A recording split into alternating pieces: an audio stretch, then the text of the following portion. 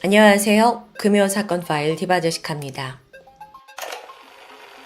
2022년 2월 13일 중년 여성 A씨는 20대 아들 B씨로부터 불안한 전화 한 통을 받게 됩니다. 엄마, 당분간 사정이 생겨서 집에 못 갈 것 같아요. 지금 2월이니까 제가 4월에 꼭 집에 갈게요. 평소 이런 적이 없어서 어머니는 의아하게 생각했지만 일이 있으려니 싶어 쭉 아들의 연락을 기다렸습니다. 하지만 끝내 그에게선 소식이 없었죠. 결국 4월 1일 어머니 A씨는 수원 남부경찰서를 통해 아들의 실종 신고를 접수하는데요. 보통 미성년자가 아닌 성인이 실종됐을 경우 경찰은 범죄보다 가출의 가능성을 두게 되죠. 하지만 이 사건의 경우 경찰의 반응은 좀 달랐습니다. 거기에는 어머니가 아들 실종과 관련된 깊은 관련이 있는 한 사람을 지목했기 때문입니다. 그는 바로 당시 26살의 남성 한 씨. 이 아들 B 씨와 어떤 관계인지 살펴보니까 이게 결코 일반적이진 않았어요. 일단 한 씨는 인터넷 플랫폼에서 개인 방송을 진행하던 BJ였습니다. 그리고 아들 B 씨는 그의 애청자였고요. 근데 이게 단순히 시청자를 넘어서 그는 BJ 한 씨의 집에 초대까지 받을 만큼 꽤나 친밀도가 있었던 거예요. 그래서 아들이 실종된 후에도 어머니는 이 BJ 한 씨의 집부터 찾아갔죠. 근데 웬일인지 한 씨가 막 아들이 혹시 어디 있는지 아냐 다급하게 묻는 이 어머니를 향해서 아유 전 몰라요. 저한테 물으세요. 이러면서 문조차 열어주지 않은 아주 냉랭한 반응을 보이는 겁니다. 여기까지 파악한 경찰이 우선 실종된 B씨의 핸드폰 위치를 추적했어요. 그 결과 나온 곳은 다름 아닌 한 씨의 주소지입니다. 즉각 경찰은 이 어머니와 함께 수원시 권성구에 위치한 한 씨 아파트에 찾아갔죠. 처음 한 씨는 문을 열어주지 않았습니다. 하지만 경찰이 함께 왔다라는 소리에 그제서야 협조를 하는 듯 했죠. 경찰이 말합니다. 이 실종자 B씨의 휴대폰 위치가 여기 이 주소로 잡힌다. 이렇게 설명을 하는데 그렇다 해도 여전히 한 씨는 실종에 대해서는 나는 전혀 모른다 라는 입장을 고수했어요. 그렇다면 B씨의 휴대폰이 왜 여기에 있는 걸까요? 이에 대해 한 씨가 말하길 아마 걔가 실수로 제 폰하고 바꿔서 가져간 것 같은데요? 그러고 보니까 걔 핸드폰 여기 있네요. 제 건 없어졌고요. 그러면서 한 씨가 경찰에 새로운 정보까지 주게 돼요.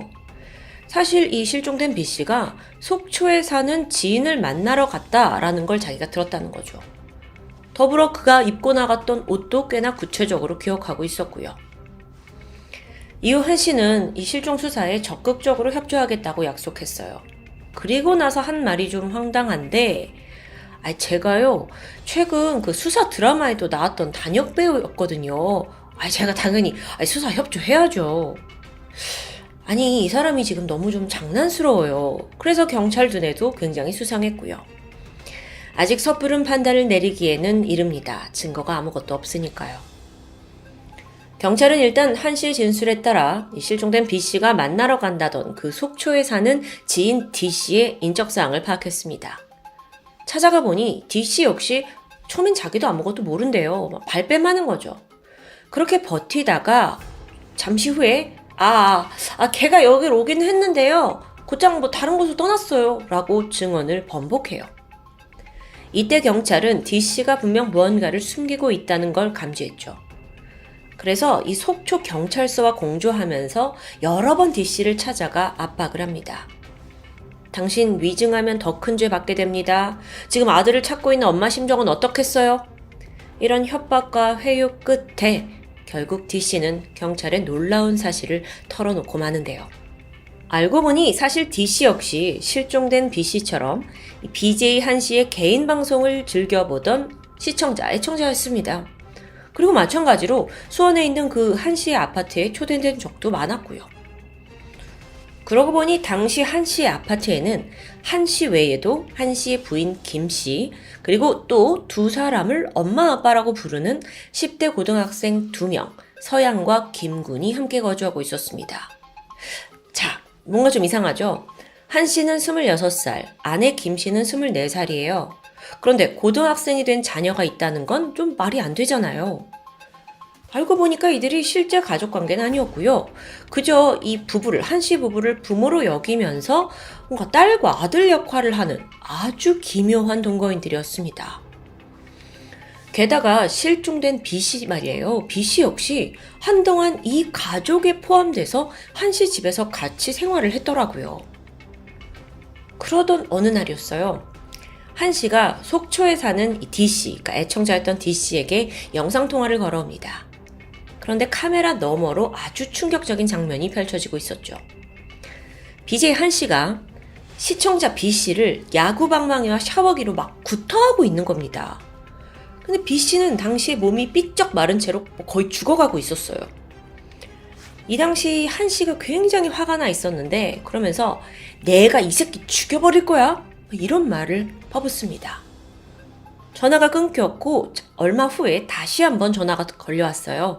그리고 한 씨가 이때 아주 의미심장한 말을 했죠. 나 지금 쟤 죽였어. 근데 이거 어떻게 처리하지? D 씨는 이때까지만 해도 상황의 심각성을 전혀 깨닫지 못했다고 말합니다. 그래서 얼떨결에 그럼 캐리어에 담아서 버려야 하는 거 아니야? 라고 답하게 되죠.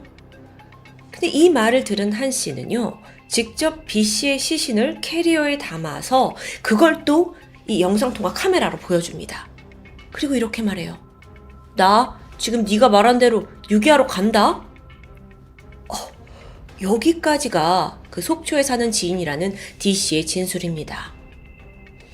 만약 이게 모두 사실이라면 이거 지금 단순 실종사건 아니에요. 강력사건입니다. 곧이어 수원경찰서 강력팀이 사실 확인을 위해 한 씨 집을 급습하게 돼요. 거기에 시신이 있다면 증거가 되겠지만 아까 분명 유기하러 갔다고 했었죠. 경찰은 주변 CCTV부터 수색했습니다. 아파트 건물 내부에는 CCTV가 없었다고 해요. 근데 그나마 정문에 CCTV가 있더라고요. 경찰은 즉각 이걸 확보해서 해당 날짜의 영상을 돌려보기 시작했죠. 그 결과 아까 그 D씨가 말한 증언을 뒷받침해주는 증거가 속속들이 포착됩니다. 일단 한 여고생이 비어있는 캐리어를 들고 한 씨 부부가 사는 아파트 입구로 들어가는 게 찍혀있어요. 이 여고생이 바로 한 씨 집에서 엄마 아빠라고 부르면서 동거를 한다는 서양이었죠. 게다가 3월 11일 자정이 넘은 시각인데 한 씨로 추정되는 남성과 젊은 여성이 함께 캐리어를 끌고 밖으로 나오더니 차에 타서 어딘가로 출발합니다. 그리고 다시 모습을 드러낸 건 30분 후. 이때 캐리어만 가지고 다시 돌아왔는데요. 아파트로 들어갔어요. 자, 그렇다면 이 30분이라는 시간 사이에 이들이 어딘가에 시신을 유기했을 가능성이 매우 높겠죠. 경찰은 해당 그 수원 권성구의 아파트를 중심으로 30분 이내에 시신을 유기할 만한 장소를 하나하나 찾아갔습니다. 그러다 보니 특히나 수원교 부근이 가장 유력하게 여겨졌어요. 30분 내에 이동이 가능하고 또 거기에 으슥한 곳이 많았으니까요. 이후 대대적인 수색 작업이 들어갑니다. 그렇게 실종 신고가 접수된 지 3일이 지난 4월 4일 새벽 1시. BJ 한 씨의 아파트에서 약 300m가량 떨어진 수원 달맞이 육교 및 배수로에서 실종된 B 씨의 시신이 발견됩니다. 3월 11일, 약 한 달 전쯤에 캐리어에 담겨져서 이동된 후 계속 여기에 유기된 듯해요. 사체는 속옷만 입고 있었습니다. 그리고 위에 넓적한 이런 나무 팔레트가 덮여져 있었어요. 시신이 아직 완전히 부패된 건 아니었는데 명백한 폭행의 흔적이 여기저기 보였죠. 앞서 D씨의 진술이 정확히 맞아떨어진 부분입니다. 자, 같은 시각 수사팀은 한 씨의 아파트 입구에서 잠복하면서 동향을 살피고 있었습니다. 그리고 잠시 후에 딱 연락을 받아요. B씨 시신 찾았습니다. 받자마자 빠르게 아파트를 습격해서 한 씨와 그의 아내 김 씨를 검거했죠. 당신을 B씨 살인 혐의로 체포합니다. 자, 그런데 한 씨는 사실 여태까지 나는 아무것도 모른다, 문도 안 열어주고 막 그랬잖아요. 근데 체포 당시에는 의외로 덤덤한 모습이었고요. 특별히 저항을 하지도 않았다고 전해집니다. 검거 당시 경찰이 집안에 들어섰을 때 여기가 한 20평 남짓한 좁은 아파트라고 합니다. 근데 이 안에 생후 몇 개월 남짓한 한 씨의 진짜 자식, 진짜 아이도 울고 있었어요. 근데 경찰이 놀란 건 이게 아니었죠. 집안 곳곳이 막 동물들의 배변이 가득해서 아주 불결한 거예요. 특히나 유독 작은 방 하나는 거의 뭐 쓰레기로 가득 차 있었는데 여기서 B 씨를 감금했던 것으로 추정됩니다. 아니 이렇게 좁고 더러운 집안에서 피해자 B 씨 그리고 울고 있던 아이 또 고등학생 2명 한 씨 부부까지 총 6명이 살았다는 게 도무지 믿기지 않을 정도였죠. 이후 공범으로 지목된 서양과 김군 역시 함께 검거가 되면서 조사를 받게 됩니다. 과연 이들은 사건의 전말에 대한 진실을 털어놓을까요? 일단 한 씨는요, 폭행한 건 맞지만 내가 B 씨를 죽인 적은 없다 라면서 살인 혐의에 대해 부인합니다. 나머지 사람들도 뭐 서로에게 책임을 떠넘기기 바빴어요. 그러다 며칠 후 좀 더 자세한 국과수 부검 결과가 나오자 태도는 달라집니다. 일단 피해자 B 씨의 상태는 참혹했습니다. 폭행으로 인한 갈비뼈 골절, 심지어 좀처럼 부러지기 힘든 목뼈마저도 골절된 상태였어요. B 씨의 이 머리, 두개골은 야구방망이 같은 둔기로 수차례 얻어맞아 함몰까지 되어 있었고요. 게다가 결정적인 사인은 여러분 질식사였습니다. 질식사요. 그러니까 단순히 폭행으로 인한 장기 손상이나 과다출혈로 죽은 게 아니라 폭행을 당한 후 아예 목이 졸려서 사망했다는 거죠. 이게 살인의 정황이 너무나도 확실해요. 여기에 더해 경찰은 결정적인 증거를 또 하나 확보합니다. 그건 바로 한 씨의 휴대폰이었어요. 아까 맨 처음에 집에 찾아갔더니 내 핸드폰은 그 피해자 B 씨가 가져갔다 이렇게 말했었잖아요. 사실이 아니었죠. 경찰이 한 씨 본인의 휴대폰을 입수해 보니까 그 안에서 B 씨가 숨지기 직전 찍혀 있는 사진들이 나옵니다. 알몸 상태로 얻어맞아서 피범벅이 되어 있었죠. 그는 멍하니 카메라를 응시하고 있었는데요. 너무 안타까워요. 이들의 범행 행각은 충격을 넘어 거의 경악에 가깝습니다. 자, 그럼 도대체 이들이 다 어떻게 만나게 된 거냐? 그 악연은 약 1년 전인 2021년으로 거슬러 올라갑니다. BJ 한 씨는 스트리밍 플랫폼에서 시청자들의 신청곡을 받아서 라이브로 들려주는 생방송을 진행했습니다. 그리고 또 시청자였던 B 씨는 2021년 5월부터 이 방송을 즐겨봤고요.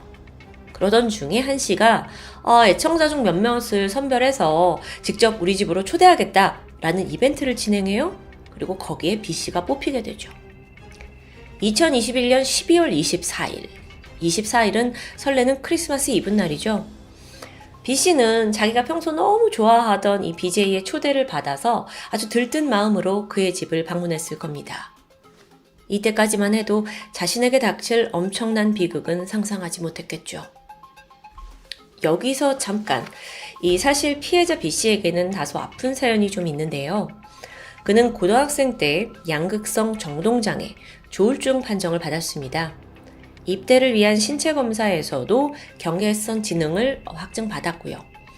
그 후 병원을 꾸준히 다니면서 통원 치료와 약물 치료를 받았어요. 그러다가 이제 BJ 한 씨의 방송을 보면서 나름 힐링도 하고 또 BJ랑 친해지면서 얼마나 즐거움을 얻었겠어요. 그런데 반면에 한 씨와 그의 아내 김 씨는 딱 보니까 이 시청자 B 씨가 좀 정신적으로 불안정하구나 라는 걸 알아차렸습니다. 또 일반인에 비해 지능이 좀 낮다는 약점도 포착했고요. 이후 그는 부부의 먹잇감이 된 겁니다. 이들의 첫 계획은 B 씨를 아예 그 가족으로부터 완전히 분리시키는 거였어요. 본인들의 노예로 삼아야 하니까요. 처음에는 친근하게 야 이거 그냥 형이라고 불러 하면서 접근을 했고 나중엔 아예 우리 집 아예 왔으니까 그냥 자고 가 이러면서 이부자리도 해주고 또 다음날 밥도 해주고 그렇게 친밀감을 형성한 뒤 서서히 검은 속내를 비추었죠. 첫 번째는 우선 이 B 씨의 명의를 도용해서 인터넷과 TV 상품을 설치합니다. 근데 이게 이제 요즘 하다 보면 사은품으로 40만 원 상당의 상품권 같은 게 오잖아요. 그걸 자기들이 가로채게 돼요. 근데 그때 이제 B씨, 피해자 B씨는 사실 뭐 이제 이들과 살면서 약간은 불화가 보였던 것으로 보입니다. 어머니에게 하루 전화해가지고 나 다시는 그 BJ 형 안 만날 거예요. 나 죽일 것 같아요. 라는 내용을 털어놨다고 해요. 그래서 그 덕에 한씨 집을 나와서 잠시 동안 자택으로 돌아가기도 했고요. 무슨 이유에서인지 2022년 1월 그는 스스로 다시 한씨 집으로 들어갔습니다. 여러분, 그 이유를 제가 좀 생각해 봤는데 아마 이제 방송이라는 걸 통해서 또는 개인 연락을 통해서 다시 살살 구슬렸던 게 아닌가 싶어요. 야, 형이 좀 심했지. 야, 다시 잘해보자. 막 다시 들어와라. 어쨌든 그렇게 아들이 떠났는데 상태를 잘 알고 있는 가족들은 직접 한씨한테 전화해서 사정을 해요. 우리 애가 병원 치료도 받아야 하고 또 복용하는 약도 챙겨가지 못했으니까 좀 집으로 보내달라. 이렇게 애원했지만 한씨 부부에게는 전혀 먹히지 않았습니다. 한편 한씨는요, 다시 붙잡아온 B씨에게 말도 안 되는 협박을 합니다. 야, 내가 4,500만 원짜리 면접을 봐야 되는데 네 엄마가 전화를 해서 면접 다 망쳤어. 그러니까 네가 그 돈 갚아야지. 너무 말도 안 되는 주장이에요. 근데 이런 가스라이팅에 넘어간 거죠. 이후 한씨가 돈을 갚아야 한다라는 명목을 계속 주입하니까 B씨는 거기에 따라갈 수밖에 없었고요. 자신의 신분증을 재발급받게 됩니다. 그리고 나서 한씨가 그를 물류센터 상하차 작업장에 강제로 취업시켜요. 거기서 이제 들어오게 되는 급여는 다 한씨 통장으로 이체됐고요. 또 B씨 명의의 직불 카드도 한씨와 김씨 부부가 사용했습니다. 왜 이렇게 사람을 착취해요?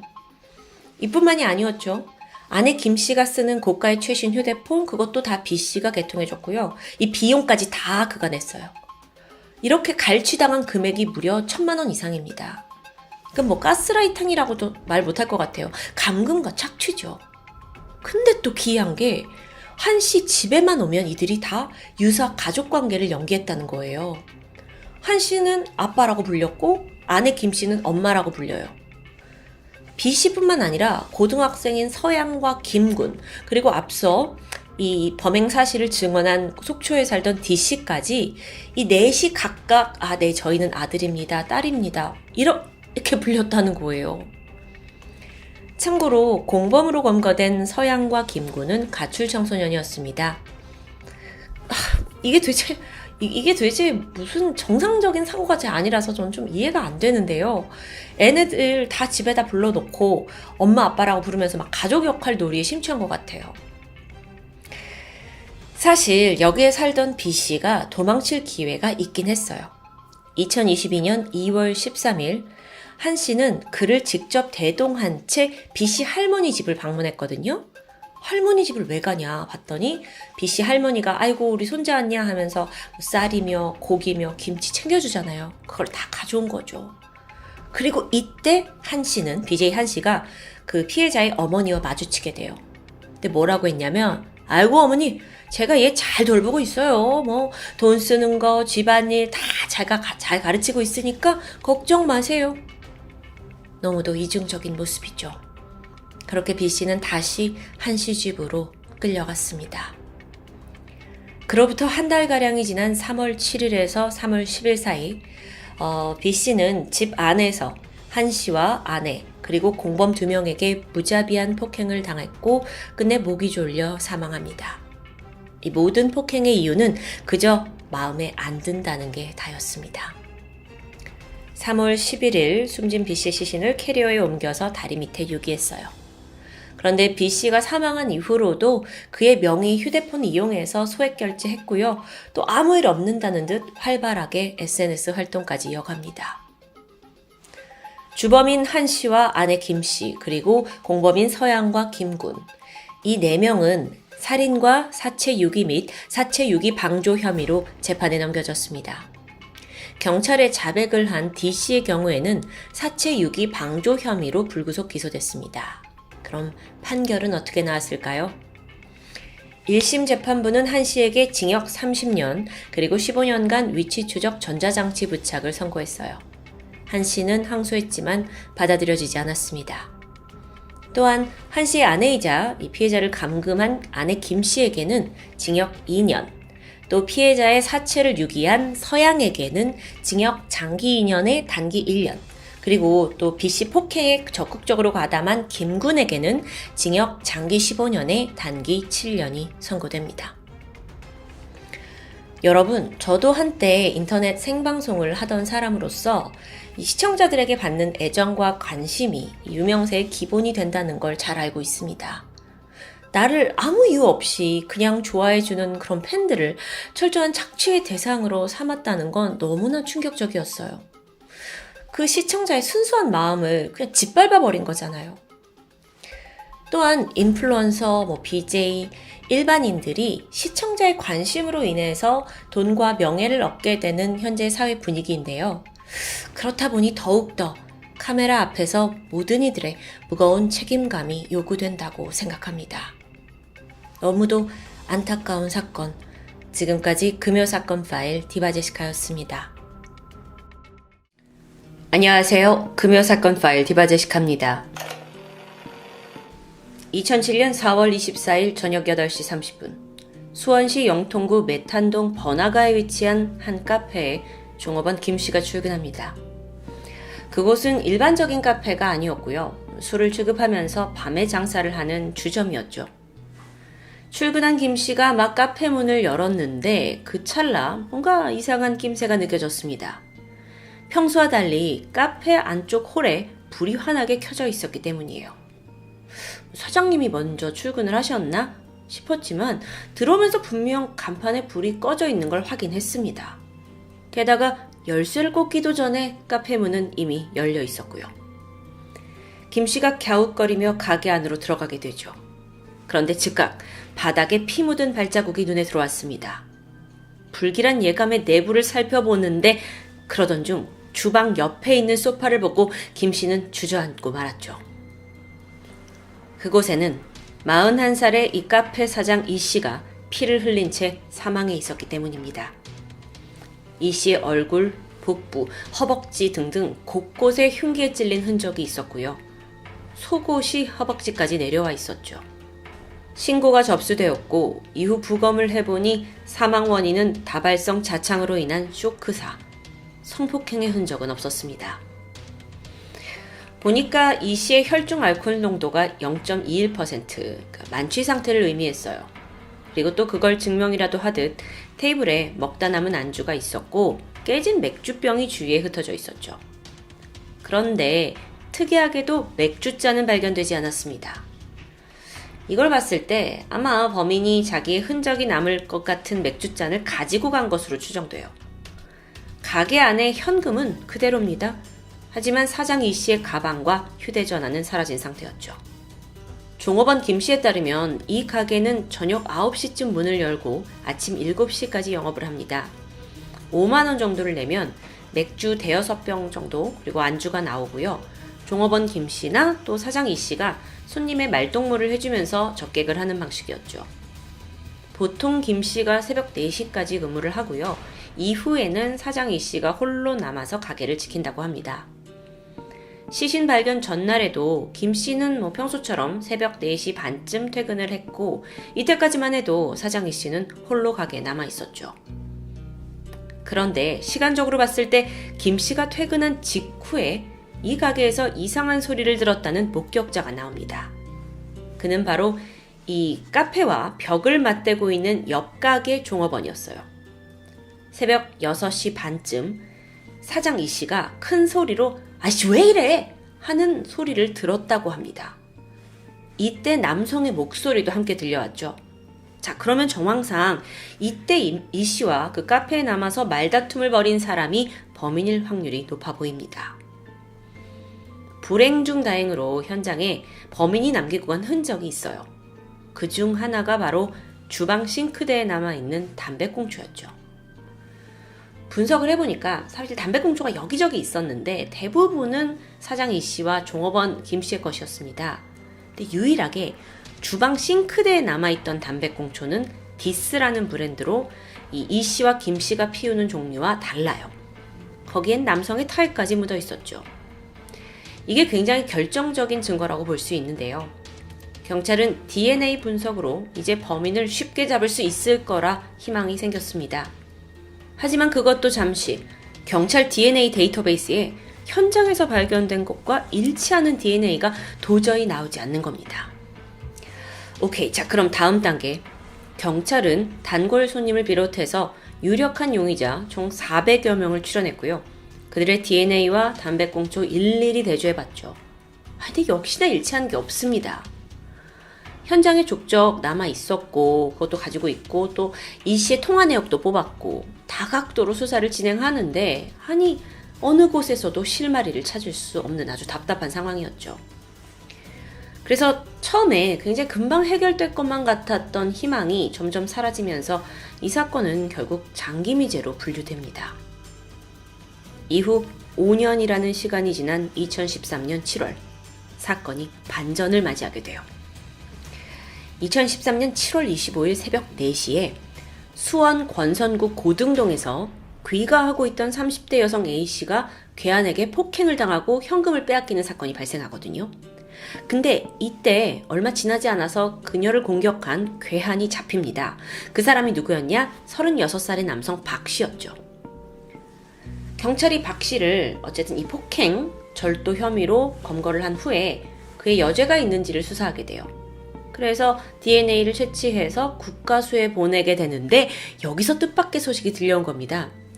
이 DNA가 5년 전 그 카페 사장 이씨 살인 사건 담배에 있던 것과 일치한다는 소식이에요.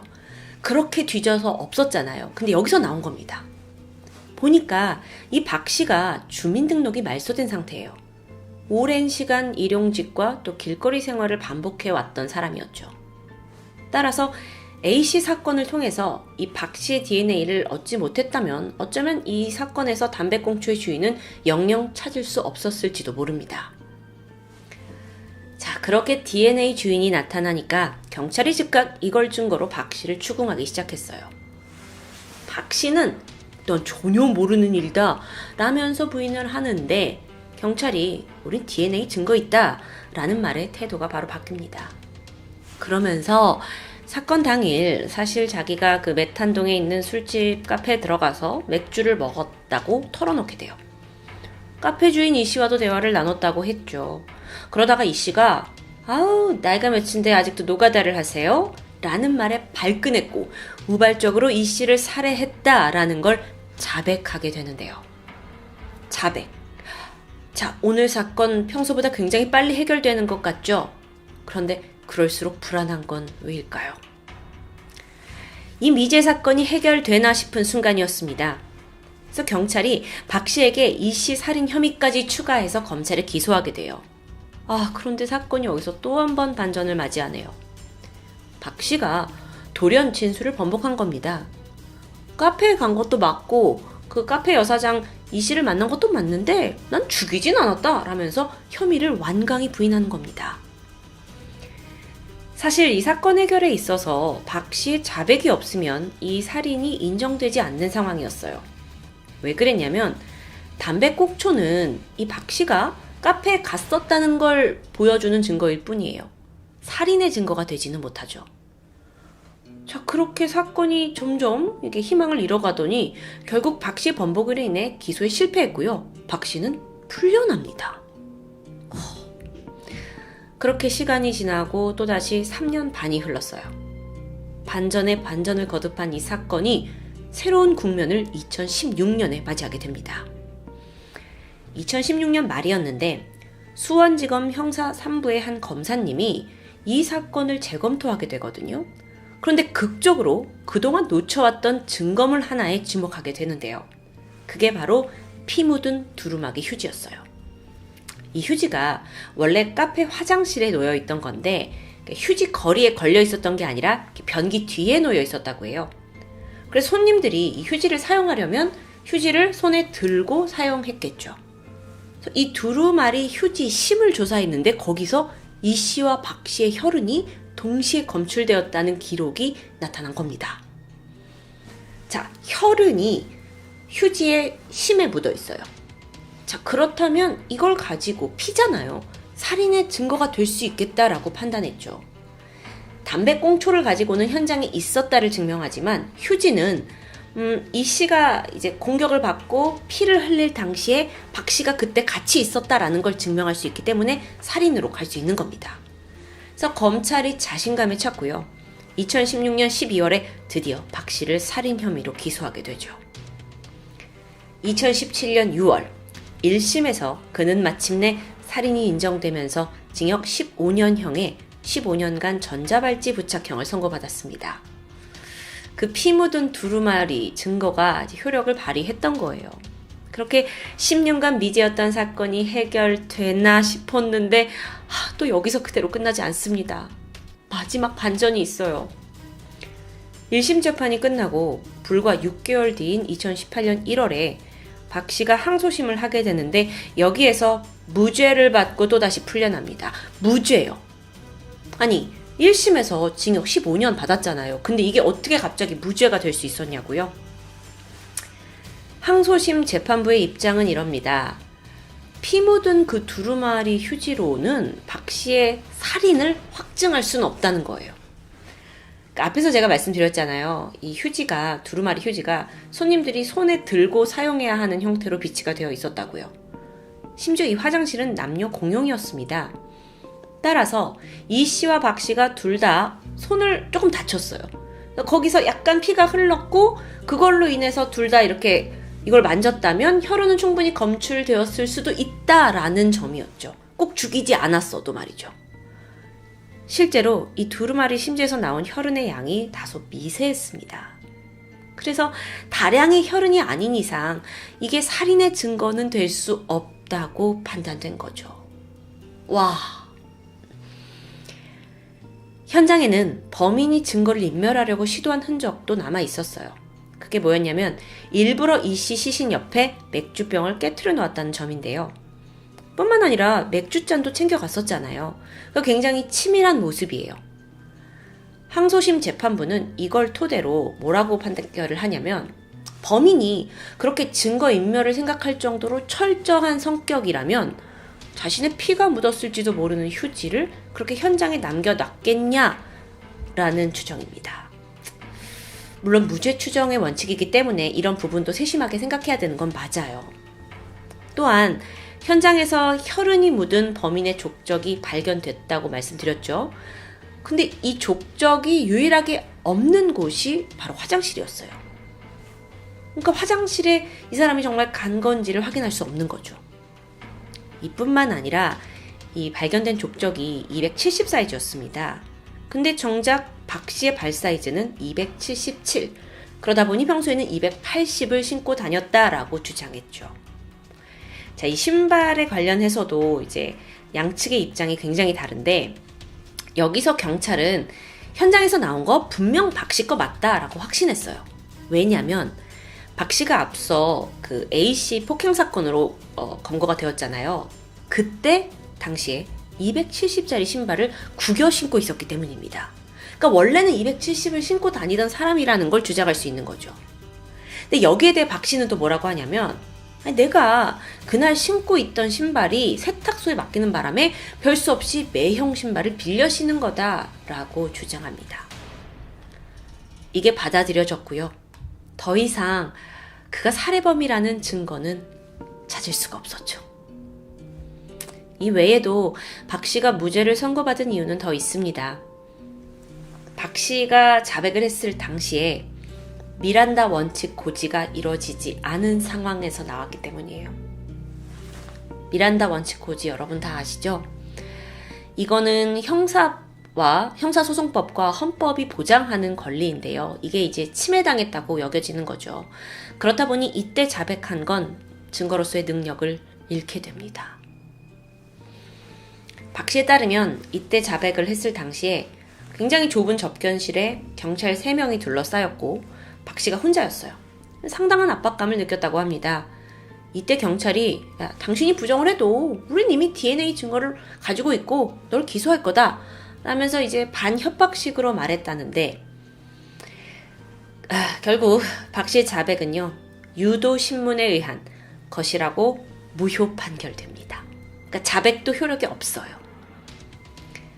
여러분, DNA가 다를 확률은 거의 0에 수렴한다고 합니다. 따라서 담배꽁초에서 DNA가 나온 건 맞아요. 그래서 그날 박 씨가 죽은 이 씨와 같은 공간에 있었던 건 사실이죠. 이 씨와 대화를 나눈 것도 맞습니다.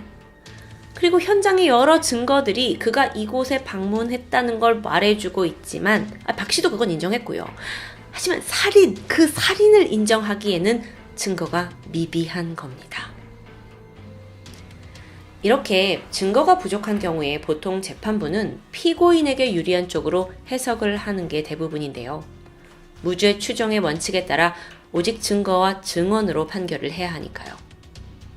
항소심 재판부는 마지막으로 간접 증거는 아주 엄격히 인정해야 한다 라면서 지금까지의 증거로는 살인을 했다고 보기 어렵다고 정리합니다. 그런데 증거가 부족한 거지 재판부도 범인이 누군지는 어느 정도 좀 감이 온 듯해요. 그러면서 무슨 말을 남기냐면 박 씨가 범인이 아닐 여지가 확실하게 배제됐다고 보기 어렵다. 그럼 다시 읽어드릴게요.